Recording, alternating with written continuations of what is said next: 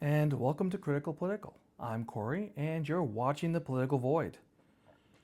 This week, we are delving into ICE, glove by compliant technologies, and electric shocks as a deterrent to disobedience.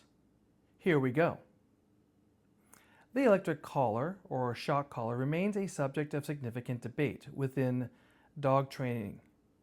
Although advocates point to its effectiveness in behavior modification, a thorough analysis highlights serious ethical and practical drawbacks.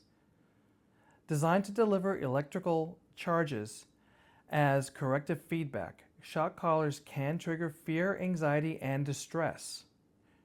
Research published in the Journal of Veterinary Behavior demonstrates that dogs subjected to e-collar training display clear stress indicators, including repetitive yawning and lip licking. Furthermore, a study from the University of Lincoln underscores that even at lower settings, these devices inflict undue strain and risk causing long-lasting psychological damage. Beyond physical discomfort, e-collars negatively impact the relationship between dogs and their owners. Dogs frequently associate the sudden pain or tension with the trainer or surroundings rather than their own actions, fostering anxiety and eroding trust.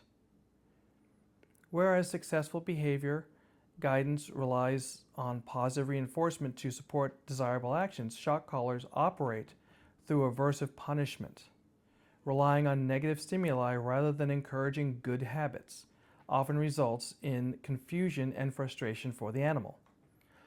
Ultimately, the application of e-collars raises fundamental animal welfare concerns.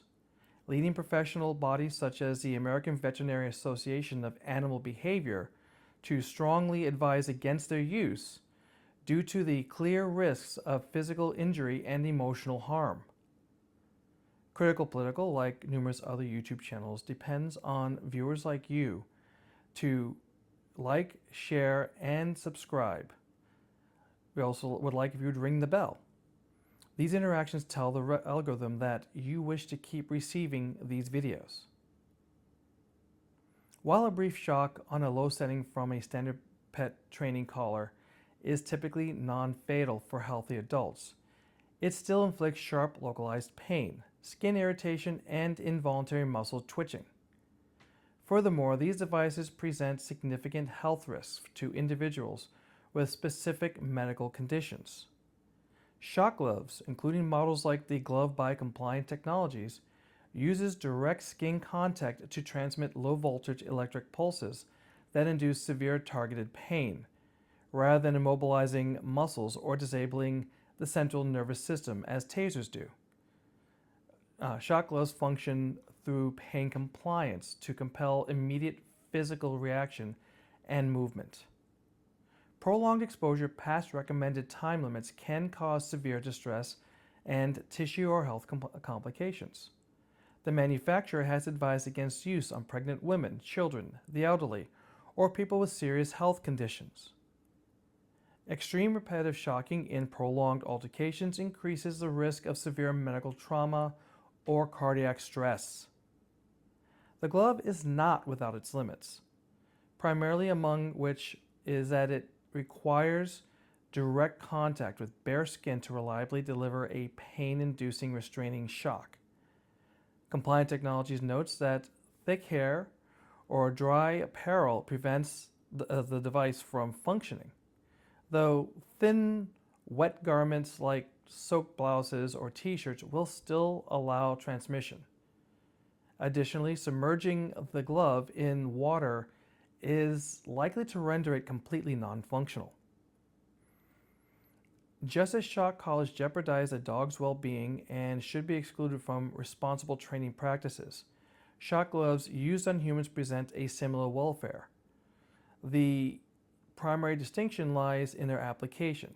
Shock gloves are intended to compel compliance through cruelty, violence, and blatant criminal behavior. ICE's daily operations continuously subject the general public to intimidation, threats, and harm.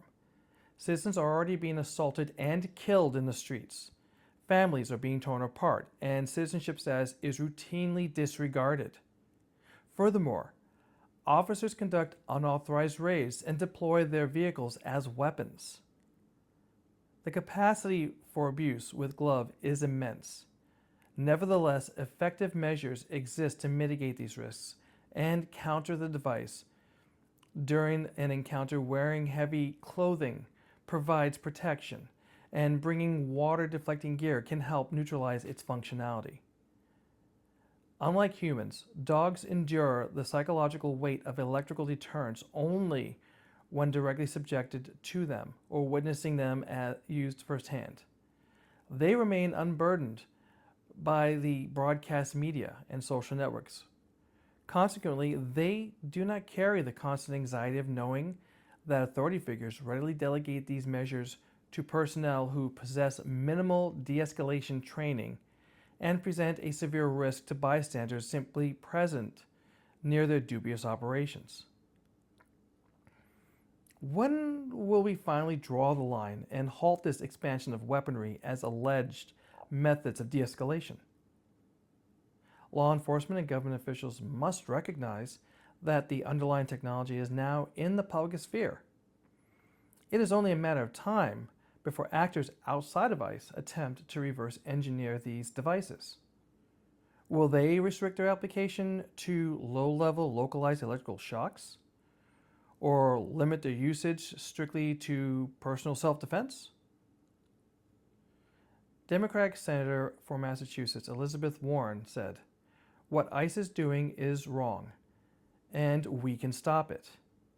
If we don't speak up, we are giving our okay to the federal agency that is openly and aggressively violating the Constitution." That is all for this week. Until next time, remember, silence is compliance. Your voice is vital. Stand up, speak out, strike back. They don't know what they started. If you appreciate this content, please like, share, and subscribe. For updates, ring the bell. Your support truly helps the channel.